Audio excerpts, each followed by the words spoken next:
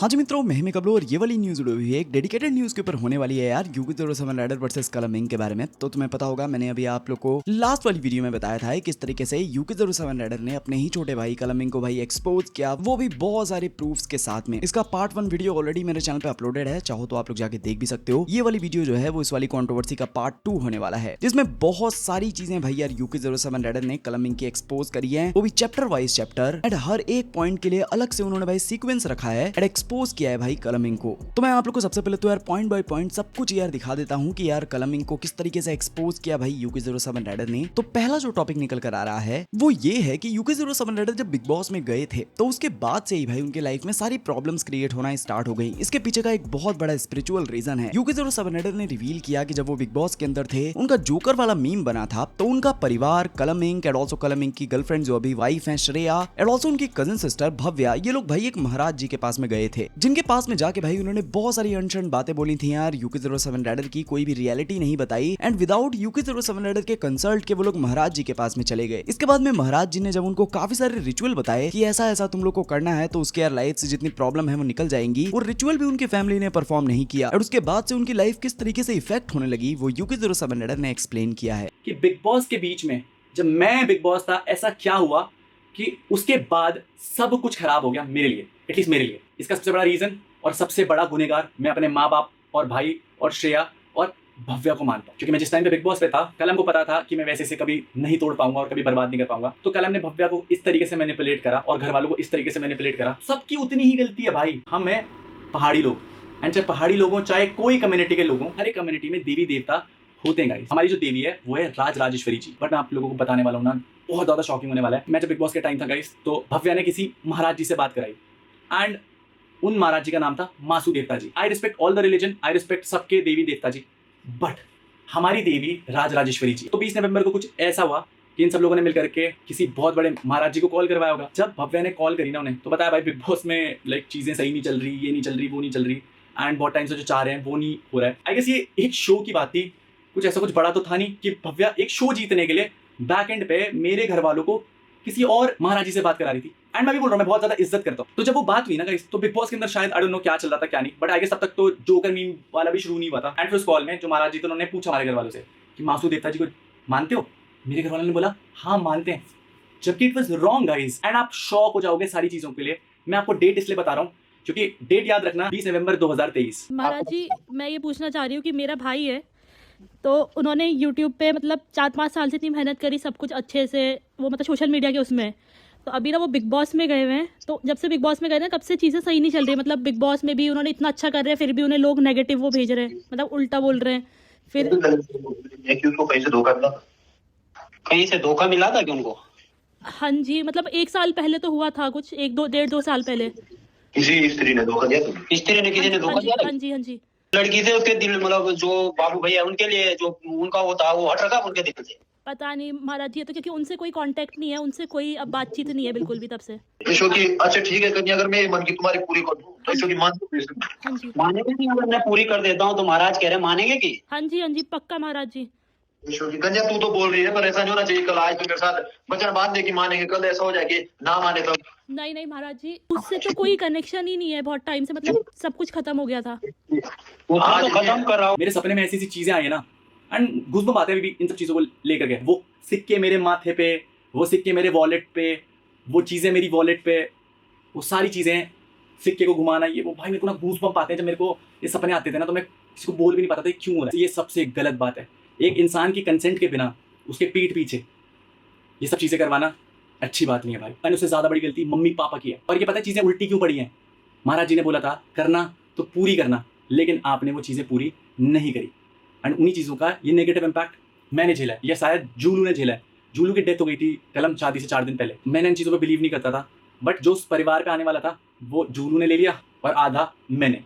But I am so blessed by Raj Rajeshwari ji कि मैं उस स्टेट पे कभी नहीं जाता, बट उन्होंने मेरे को उस चीज से प्रोटेक्ट करा। आई वेंट टू राज राजेश्वरी जी के टेंपल, वहां के चावल खाए एंड मैं बिलीव नहीं करता था, but trust me, I respect all Devi देवतास, but मेरे लिए मेरी राजेश्वरी जी सबसे ऊपर। बाकी सेकंड पॉइंट जो यूकी 0700 ने एक्सपोज करते हुए बताया कलमिंग को, वो उन्होंने ये कहा कि कलमिंग स्टार्टिंग से यार मेरे को प्रेशर करता था, मेरे को फोर्स करता था कि तुम्हें रितिका को छोड़ देना चाहिए, नई शादी करना चाहिए। एंड इसके बाद में हमें यार रिलेशनशिप के दौरान अनुराग एंड ऑल्सो यार रितिका का ब्रेकअप भी देखने को मिला था कुछ टाइम पहले ही। एंड इसके बाद में यूकी 0700 ने ये चीज को भी भाई यार रिवील किया कि जो कलमिंग की अभी जो वाइफ है श्रेया, जब कलमिंग का भी बीच में श्रेया से ब्रेकअप हुआ था तो जो श्रेया है वो यूकी 0700 के साथ में भाई ट्रिप वगैरह पे जाती रहती थी। तो इस चीज को भी एक्सपोज करते हुए दिखते हैं यूके कलमिंग के रिगार्डिंग। मैंने ना इसी एक चीज टेस्ट करने के लिए पूछी। एंड उस टाइम पे ना रितिका मेरा ब्रेकअप हो गया था किन्हीं चीजों को लेकर के। हर रिलेशनशिप में होता है, आपका भी हुआ है कलम। पहले श्रेया आपकी गर्लफ्रेंड थी, फिर आपका जब ब्रेकअप हुआ देन वो मेरे साथ घूमी है, व्लॉग्स बने हैं, ट्रैवल करी है, और फिर वो आपकी गर्लफ्रेंड बन गई। तो ऑन एंड ऑफ आपका भी चला है ना। And just to tell you Kalam, Shreya भी मेरे पास आई है, उसने भी मेरे से 100 चीजें शेयर करी है, बट मैं उन 100 चीजों का इस वीडियो में ढिंडोरा नहीं पीटूंगा। क्योंकि जब एक लड़की आपको भरोसा करके बताती है ना सारी चीजें, तो that's how you protect a women's integrity. इस तरीके से आप एक लड़की की इज्जत बचा सकते हो। क्योंकि आज मैं कुछ भी बोलूंगा ना, और मुझे पता है कि मेरे उन चीजों को डिस्क्लोज करने से तेरी पर्सनल लाइफ खराब होगी, उस लड़की की इज्जत पे आएगी, तो मैं वो चीज नहीं करूंगा। बट तुझे इन सब चीजों का मतलब नहीं पता, क्योंकि तेरे लिए लड़की केवल एक ऑब्जेक्टिफाई करने वाली चीज है। और जिसे तू बहन बोलता था रियल लाइफ में, उसी के लिए भाई तू पीठ पीछे सारी चीजें बोल रहा था कि भाई रितिका को कोई पसंद नहीं करता, तेरे ग्रुप में कोई पसंद नहीं करता। And at the same time इसने ब्रेकअप करवाने के लिए सेम चीज मम्मी के एंड से कराई कि मम्मी अनुराग को बोलना जाकर के कि आपके लिए रिश्ता है। वो घर वाले जो 1 साल पहले शादी नहीं करवा रहे थे, वो अब एकदम से रिश्ता लेकर के आ गए थे। This was your whole strategy. But मैंने इसलिए ये सारी चीजें आज तक नहीं बोली, ये प्रूफ नहीं दिखाया जो तू बोल रहा है ना 1 साल लिया, 1.5 साल लिया, because I love you as a brother. And आप उसे बहन बहन कर रहे हो ना आज की डेट पे, आप तो उसे प्रोटेक्ट करना चाह रहे थे ना। आपने तो कभी उसकी जात पात को लेकर के भेदभाव किया ही नहीं। तो जस्ट इसे टेस्ट करने के लिए मैंने बोला, मैंने कहा यार रैंडमली बोलूंगा ब्रेकअप तो क्या होगा। बोल रहा करने दे बीसी, कह देना हरकतें ठीक नहीं थी। आप समझ रहे हो कि इसने मेरे को ये चीज बोली कि भाई अगर जस्ट बिकॉज मैंने उसे प्रॉमिस करा है शादी करने के लिए, तो एक पॉइंट पे यही बोल रहा था उसे छोड़ियो मत क्योंकि इसके डैड नहीं है। बट मैंने उसे किसी भी पॉइंट पर नहीं छोड़ा। हर एक रिलेशनशिप में लड़ाइयां होती है भाई, एंड दैट्स हाउ आप स्ट्रॉन्ग खड़े रहते हो। बट ऐसे लोग जो केवल वक्त आने पर अपने स्टेटमेंट बदलते हैं और अपनी इंटीग्रिटी बदलते हैं और अपनी वैल्यू बदलते हैं। इसने मेरे को ये तक बोला कि भाई उसे ये बोलियो कि ज्यादा होगा तो बोल दियो I tried my best I can, but caste match नहीं हुई। ये इसके टेक्स्ट है गाइस, कास्ट मैच नहीं हुई। मैंने कहा यार उसको ही नहीं रहना रिलेशनशिप में, बोल रही थी तुम्हारी फैमिली नहीं मान रही तो मैं खुद बैकआउट कर रही हूँ। मैंने कहा ठीक है फिर। तो फिर मेरे को बोलता कि भाई अच्छे नोट पे करियो खत्म, कि फैमिली नहीं मान रही। उस पॉइंट ऑफ टाइम पर तू मम्मी पापा को अंडर द बस फेंक रहा था, पर तूने उसको ये बोला होगा अनुराग बुरा लड़का, अनुराग तेरा साथ छोड़ देगा, और तूने पक्का ये बातें बोली हैं उसे, मुझे पता है। मैंने कहा रितिका के भाई का कॉल आया था, वो बोल रहा था बात कर लो उससे। मैंने इतनी सच्चाई से चीजें बताई ना, ये मेरे को इस लेवल की चीजें बोलता था वहां से कि भाई देख सीधा बोल दे कि घर वाले नहीं मान रहे एंड ग्रुप वाले साथ नहीं दे रहे। तो एक पॉइंट पर ये उन्हीं ग्रुप वालों का पॉइंट मेरे को बोलता कि आज तेरे साथ ग्रुप वाले नहीं खड़े, बट तू ही वो इंसान था जिसने वो पूरा ग्रुप अलग करा। इसने ना धीरे धीरे करके सबको अलग करा। और बाकी थर्ड पॉइंट का जो रिप्लाई किया है यूकी 0700 ने, वो ये है कि कलमिंग ने अपनी वीडियो में बताया था कि जो यूकी 0700 है अपनी रिलेशनशिप को वो सोशल मीडिया पे इसलिए दिखाता है क्योंकि उसको बस व्यूज चाहिए। साथ ही साथ यूकी 0700 ने कलमिंग को एक्सपोज करते हुए कहा कि जो तुम्हारा गाना था यादों से, उसमें भी तो तुमने श्रेया को ऐड किया था। तो अगर तुमने श्रेया को ऐड किया तो इसका मतलब ये है क्या कि तुम भी व्यूज के लिए उसको अपने गाने के अंदर लिए थे। इतना ही नहीं, यूकी 0700 ने एक चीज को और भी एक्सपोज किया कलमिंग का, कि ये हमेशा अपने इंस्टा स्टोरीज वगैरह पे बोलता रहता था कि अगर मेरे को कोई मेरे बड़े भाई की वजह से जानता है तो मुझे अनफॉलो करके तुम लोग निकल जाओ, तुम लोग बच्चे हो, मुझे तुम लोग का सपोर्ट नहीं चाहिए। तो इस चीज पे भी एक्सपोज करते हैं यूके कलम को एंड कहते हैं कि जब भी इसका कोई नया गाना आता था तो मेरे को व्हाट्सएप पे चैट करता था, भीख मांगता था कि मेरा गाना प्रमोट कर दो। उसके बाद वही डाल दिया कि भाई तू रिलेशनशिप के लिए व्यूज और फेम कमा रहा है। तो अभी तेरी भी शादी हुई थी कलम, why did you post it on Instagram मेरे भाई? क्यों पोस्ट करा? व्यूज और फेम के लिए, फॉलोअर्स बढ़ाने के लिए? क्यों मेरे भाई? क्यों लगाई तूने इंस्टाग्राम पे उसकी डीपी? कर तुली शादी, क्यों दिखा रहा है इंटरनेट पे कि इंस्टाग्राम पे लाइक्स आएंगे? आई गेस श्रेया को इसने पहले गाने में लिया था, कौन सा वाला गाना है वो, कैसी है दूरियां जो बढ़ गई, ये वाला गाने पे इसने लिया था। Shreya was there. तो तूने श्रेया को क्यों लिया था भाई? क्योंकि तेरे को श्रेया से व्यूज चाहिए थे मेरे भाई? नो ब्रो, बिकॉज तेरे साथ तेरा पार्टनर खड़ा था। Understand this. क्योंकि जब भी इसको गाने का प्रमोशन कराना होता था ना, स्टार्टिंग से लेकर के एंड तक इसने दुनिया में दिखाया कि भाई मैं तो खुद बनाऊं, मैं नहीं आऊंगा अपने भाई के व्लॉग्स में। एक बहुत जरूरी बात है, जितने भी बच्चे मेरे को फॉलो करते हैं 10-15 साल के, मेरे भाई की वजह से, विदाउट इवन नोइंग कि मैं music, what is hip hop, मैं क्या रिप्रेजेंट करता हूँ, व्हाट एम आई, मैं क्यों ये चीज कर रहा हूँ, प्लीज मेरे को अनफॉलो कर दो। सो मेरे को सच में फर्क नहीं पड़ता भाई तुम क्या सोच रहे हो, क्या मेरे को पता है तुम अभी बच्चे और तुम्हारा दिमाग ही वहाँ पे चल रहा है। So please unfollow me right away from Instagram, from YouTube, कहीं पे भी मेरा प्लीज अनफॉलो मी, एंड ये उन तक जाने दो जिनको सच में जरूरत है भाई। कि किस इंटेंसिटी से चीजें दिखाता था और रियलिटी क्या थी। बट हर बार इसने गाने प्रमोट करने के लिए मेरे को टेक्स्ट करे हैं, भीख तक मांगी है इसने, बट मैंने भाई के नाते सब कुछ करा है। मेरे को इसकी चीजें समझ में आने लगी थी, तो मैंने घर में बोल दिया था कि मैं रितिका से शादी करूंगा। बट तब तक इसने घर वालों को पता नहीं क्या फीड करा, क्या हुआ, कैसे हुआ। इसने क्लियर बोला कि मैं भी पसंद नहीं करता, घर वाले भी पसंद नहीं करते, ना ही तेरे ग्रुप पसंद करता, और ना ही उसे घर संभालना आता। तो ये पीछे लगा रहा रितिका को लेकर के। भाई मैं फिर भी रितिका से मिलता रहा, चीजें करता रहा। बाकी UK07 ने एक और भी बहुत शॉकिंग चीज रिवील करी है। उन्होंने ये बताया है कि अभी जब कलमिंग की रिसेंटली शादी हुई थी तो लिटरल वो शादी के अंदर भी गए हुए थे। बेसिकली वो अंदर नहीं गए थे, बाहर से ही देख रहे थे शादी को। बेसिकली उन्होंने इस तरीके से इस चीज को एक्सप्लेन किया कि कलम को मैं हेट नहीं करता, अगर हेट करता तो घर के बाहर नहीं जाता अपनी गाड़ी से उसकी शादी देखने के लिए। गाइस आज मेरे छोटे भाई की शादी है कलम की। I didn't got an invite but still check this out. After crying 2 hours he is going.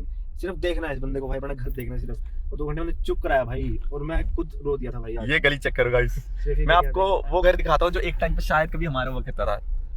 शीशा खोलो। ओफो यार, घर सजा हुआ है भाई, घर सजा हुआ है, घर सजा हुआ है यार। कलम की शादी है। Congratulations मेरे भाई फॉर द शादी। मेरे भाई, लव यू मेरे भाई, हाँ, हमेशा हमेशा खुश खुश रहे, रहो। मम्मी पापा खुश रहे हमेशा। सच्ची यार ये घर देख के भाई आए। इमोशनल, वो सच में इमोशनल। ज्यादा चलो वो देखेंगे तो फिर मैं नहीं चाहता मेरे को कभी देखें, उनके लिए मैं मर चुका हूं, बट मेरे लिए हमेशा जिंदा रहेंगे वो लोग। कितना अच्छा लग रहा है इस घर को देख करके, दिल फट रहा है यार। दिल फट रहा है। चलो चलो चलो चलो चलो चलो, नीचे टेंट भी लगाया है भाई। उनके लिए मैं मर गया शायद, बट मेरे लिए कभी नहीं मर सकते हो। आई लव यू अ लॉट। तो कलम ने छोटी छोटी बात को लेकर के इतना बड़ा बवाल बनाया, एंड मैं पापा और मम्मी को इतना गलत मानता हूँ इस चीज पे। But then I will tell you, एक इंसान तब उतना ज्यादा गलत नहीं होता जब वो गलत होता है। और बाकी इसके बाद में UK07 रेडर ने कलमिंग का एक बहुत बड़ा मैनिपुलेशन को भी एक्सपोज किया एंड बताते हैं कि कलमिंग जो है वो स्टार्टिंग से मुझे कहता था कि भाई YouTube वगैरह छोड़ दो, प्रॉपर्टी में डील करना स्टार्ट कर दो एंड कुछ प्रॉपर्टी खरीद लो, उसको मम्मी पापा के नाम कर दो। UK07 रेडर ने तो ये चीज भी रिवील किया कि कलम मेरे को कहता था कि तुमने कभी भी मम्मी पापा के लिए कुछ भी नहीं किया है, एंड वहीं UK07 रेडर बताते हैं कि मैंने सारी चीजें जो भी करी हैं वो मम्मी पापा के लिए किया है, तूने क्या किया है भाई। इतना ही नहीं, UK07 रेडर तो ये भी बताते हैं कि वो हमेशा मुझे मैनिपुलेट करता था, मुझे ट्रैप करता था कि बस ये एक बार मम्मी पापा के नाम पे यार जमीन वगैरह कर दे, प्रॉपर्टी वगैरह कर दे, इसके बाद में तो मेरी ही हो जाएगी झगड़े वगैरह के बाद। व्लॉग्स डालना छोड़ सबसे पहले, and I will post the screenshots. कलम ने मेरे को बोला व्लॉग्स में क्या ही करेगा, व्लॉगिंग खत्म होने वाली है, कुछ बड़ा कर, प्रॉपर्टी में इन्वेस्ट कर। उसने बोला मम्मी पापा को खुश रख, एक काम कर, उनके नाम पे जमीन ले, प्रॉपर्टी ले और उनके नाम पे डाल दे। And I exactly did that. And जब ये सारी चीजें हो रही थी तो मैंने रजिस्ट्री करा दी थी। आई गेस 2024 की रजिस्ट्री है मेरी। अब नाउ डू यू अंडरस्टैंड कि हर एक पॉइंट कितना कैलकुलेटेड था। ये इसने ये चीज खुद बोली कि मेरा दिखा कि मैंने कहां बोला। ये रे भाई आपके स्क्रीनशॉट्स जहां पर आप मुझे प्रॉपर्ली, आपने बोला मैंने आपसे कभी पैसे नहीं मांगे। और बाकी UK07 रेडर एक और चीज का रिप्लाई करते हैं। जब कलमिंग के साइड से हमें रिप्लाई वीडियो देखने को मिली थी जिसमें वो बोले थे कि ये जो यूके मेरे ऊपर एलिगेशन लगा रहा है कि मेरी प्रॉपर्टी वगैरह हड़प ली, मैंने इसकी कोई प्रॉपर्टी वगैरह नहीं हड़पी है। तो इस चीज का भी यूके रिप्लाई करते हैं कि हमेशा मुझे ट्रैप करना चाहता था, एंड इतना ही नहीं, ये मुझसे भाई पैसे तक मांगा है करोड़ों के घर वगैरह खरीदने के लिए। वो ये भी कहते हैं कि अगर तेरे जेब में चवन्नी नहीं है तो घर खरीदने के सपने क्यों देख रहा है भाई। तो आपने मुझसे घर खरीदने के लिए पैसे क्यों मांगे मेरे भाई? मैं तो कभी नहीं मांगता अगर तू ऐसा होता भाई। मेरे पास नहीं था इतना ज्यादा, बट फिर भी मैं तेरे लिए हमेशा खड़ा था मेरे भाई, हर एक पॉइंट के लिए खड़ा था। जब आपको पता लगा कि अनुराग अब शादी करके इस घर में आ ही जाएगा, प्रॉपर्टी भी मम्मी के नाम हो गई, अनुराग के पास कुछ नहीं, शादी में भी पूरा पैसा खर्च कर लिया, घर वालों के एंड से तेरे एंड से 1 रुपए नहीं लिया। अरे भाई तेरे से तो खुश थे ना घर वाले, तू तो अच्छा लड़का था, तू तो कमा रहा था इज्जत का। आई गेस की वर्ल्ड के जितने भी लोग देख रहे होंगे, I am proud of you कि भाई आपने एक अच्छा आर्टिस्ट सपोर्ट करा है, बट एक अच्छा इंसान नहीं।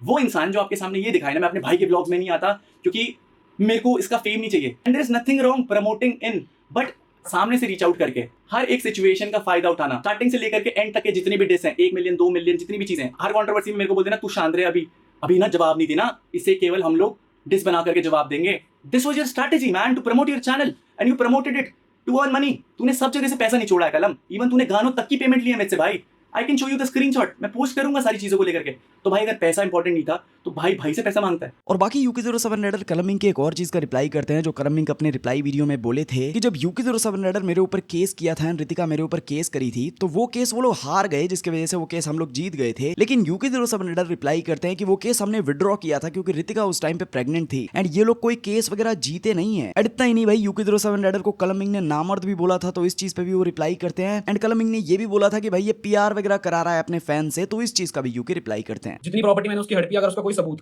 अगर मैंने उसकी एक सुई बराबर भी कोई प्रॉपर्टी हड़पी है, मेरे पे केस चलाया जाए और सच सामने लाया जाए। ये इसके स्क्रीनशॉट गाइस, इसकी कॉन्वर्सेशन थी गाइस ये कि भाई तेरे अकाउंट में कितने हैं टोटल। मेरे से पूछ रहा मेरे अकाउंट में कितने रुपए पड़े। मेरे को बोलता कि मेरे को ना एक प्रॉपर्टी लेनी है। मैंने कहा भाई कितने की है? बोला 1.5 करोड़ की प्रॉपर्टी है। मैंने कहा कैसी प्रॉपर्टी है? बोल रहा मैं तेरे को हर महीने 1.5 लाख रुपए वापस करता रहूंगा, जरा पता कर 1.5 करोड़ में क्या मिल रहा आजकल, तब फुद्दू भी अच्छी लगेगी। मतलब अकाउंट में तुम्हारी चवन्नी नहीं और तुम्हें 1.5 करोड़ रुपए का घर खरीदना है, वो भी मेरे से लेकर के, और सोशल मीडिया पैसे दिखाने भाई कि मैंने तो भाई से कुछ मांगा ही नहीं। मेरे को बहुत शर्म आती है कलम, तूने ऐसी इमेज दिखाई ना कि तूने ही मेरे लिए करा है, बट भाई हमेशा मैंने तेरी बात सुनी है, मैंने तेरी छोटे भाई होकर के भी इज्जत करी है। फिर उसके बाद इसकी बातें सुनो, भाई ये तो आप ही के कॉन्वर्सेशन है, बोल रहा है तो 3 करोड़ का देख लूं, हाँ दे, तू दे दे, बड़ा सा मिल जाएगा, एक अलग से गार्ड्स के लिए हो जाएगा। ओ नाउ, अब आपको सिक्योरिटी चाहिए थी, बट नहीं, आप हर बारी मुझसे मेरे ही ऊपर कैपिटलाइज करना चाहते थे। And now do you realise कि कलम का क्या पैटर्न हुआ? शादी के एकदम बाद ही सारी चीजें खराब क्यों हुई? क्योंकि उसका ऑब्जेक्टिव पूरा हो चुका था, एंड उसके एकदम बाद जो ये नोटिस आया था ना गाइस, उस नोटिस में साफ साफ लिखा हुआ था कि अनुराग और रितिका को मैं अपनी प्रॉपर्टी से डिसोन करता हूँ। एंड लुक एट यू कलम, तू बोलता है मैंने कभी एक कोई स्ट्रैटेजी नहीं रखी, तूने मेरा यूट्यूब बर्बाद कर दिया, तूने मेरा इंस्टाग्राम बर्बाद कर दिया, तूने मेरी पर्सनल लाइफ बर्बाद कर दी। आज की डेट में मम्मी पापा के अंदर तूने इतनी हेट भर दी है कि वो मेरे एक्सीडेंट पे भी नहीं आए। पूरी दुनिया इस बारे में बात करती है कि कैसे माँ बाप है, कि लड़का मर रहा था, औलाद मर रही थी, बट वो उसे देखने तक नहीं गए। तो अल्टीमेटली तूने जो ये सारी चीजें करी हैं, वो प्रॉपर्टी तेरे और श्रेया पे ही रीड आउट होनी है। मैं भी सीख लेता तो मैं रजिस्ट्री शायद अपने नाम करवाता, क्योंकि कुछ तो आता अपने हिस्से में। एक घर नहीं है मेरे पास, प्रॉपर्टी डायरेक्टली या इनडायरेक्टली तो आपके पास ही आ रही है। इवन जो दादाजी के हिस्से का शेयर है वो भी आपके पास आ रहा है, अगर आप इतने ही ऑनेस्ट हो। इस वीडियो के बाद सबको पता है कि किसने क्या करा। मैं तो अब भी तेरे नजरों में गलत होने के लिए तैयार हूँ, बस तू मेरे को मेरी प्रॉपर्टी दे दे, मम्मी के एंड से एक पावर ऑफ अटॉर्नी करा दे। एक बारी मम्मी पापा को ना मेरे किसी बंदे के साथ बिठा दो, वो अपने आप 5 मिनट में आएगा, साइन करके दे देगा। बिकॉज अगर मैं आऊंगा तो तुम फिर पुलिस स्टेशन में जाकर के ये रिपोर्ट लिखा देते हो कि मैं प्रॉपर्टी के पेपर्स जबरदस्ती साइन कराने आया था, मम्मी को मारने आया था। स्टार्टिंग से आपने कास्टिज्म कराया, आपकी चैट में स्टार्टिंग से एंड तक, मम्मी पापा के पॉइंट तक, इवन कोर्ट के स्टेटमेंट तक, आपने सब जगह ये चीज़ बोली है। तो वो केस विड्रॉ करा गया था हमारे एंड से, आप जीते नहीं थे। आप 2-2 3-3 स्टेटमेंट कैसे बोल देते हो मेरे भाई? आप बोले हम वो कोर्ट केस जीत गए। कोर्ट केस जीतने का ऑर्डर ऊपर से आता है भाई, और उस पर लिखा रहता है भाई कि आप जीत गए। प्लस आपने बोला कि मैंने आप पर केस करे। मुझे ना सच में बहुत हंसी आ रही थी, सच में। मैं जब हॉस्पिटल में तेरी वीडियोस देख रहा था ना कलम, भाई तू बनता है मैच्योर, बट तेरे अंदर वो मैच्योरिटी नहीं है। मैं तेरे को कलम हाथ जोड़ के थैंक यू बोलता हूँ, बिकॉज तू आज की डेट पे देख रहा है कि मैं इतना इमोशनली स्टेबल हूँ कि मैं अकेला भी खड़ा हूँ। एंड देन आपने एक चीज़ बोली, नामर्द।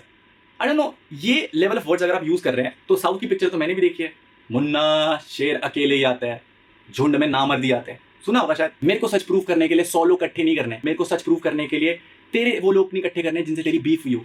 मेरे को 100 लोग प्रूफ करने के लिए भव्या को, पास्ट वाली चीज़ों को नहीं लेकर के आना, उनकी पर्सनल लाइफ हैं। And I am really sorry to everyone, ये जिन जिन लोगों के नाम ले रहा है ना गाइस। एंड सबसे चीप चीज़ देखो गाइस, इसने मेरे बच्चे तक को, इसने मेरा रिलेशनशिप बर्बाद करने के लिए रितिका तक को ऐसी ऐसी चीज़ें बोली, क्या बोला, कैसी चीज़ें बोली। मेरे लिए बहुत मुश्किल था यार, और मैंने इसीलिए वो बहुत वर्स्ट नोट पर वो एक्शन लिया। बट आज की डेट पे नहीं, आज की डेट पे मैं खड़ा हूँ पूरी चीज़ें सच्चाई से बताने के लिए। इसने ना जितनी चीज़ें करी थी ना मेरे लिए, चाहे वो किसी भी पॉइंट पर हो, इसने उन सब चीज़ों को मेरे अगेंस्ट दिखाया, राइट। जबकि ये सारी चीज़ें किस मोटिव से कर रहा था आपको पता है। एंड इसने एक चीज़ बोली, भाई PR कराया है, बोला मैंने टीम ने। भाई मैं तेरे को सच बताऊँ एक चीज़, तेरे लिए मैटर करता है ये सोशल फेम, पैसा, इसीलिए तेरी हर एक चाल इन सब चीज़ों के लिए थी। बट कंग्रेचुलेशंस मेरे भाई, मैं बच गया। मेरे लिए मैटर नहीं करता और पब्लिक के लिए भी नहीं करता, क्योंकि अगर इंसान डेथ बेड पर है ना तो लोग उसकी फीलिंग समझते हैं, ना कि लॉजिकल एस्पेक्ट। और मैं तेरे को जस्टिफाई करने नहीं आ रहा हूँ, मैं बस तेरे को रियल फीलिंग बताने आया हूँ। मेरे को बोला था लोगों ने, मैंने सबको बोला मेरा फैमिली मैटर है, कोई और इन्वॉल्व तक मत होना।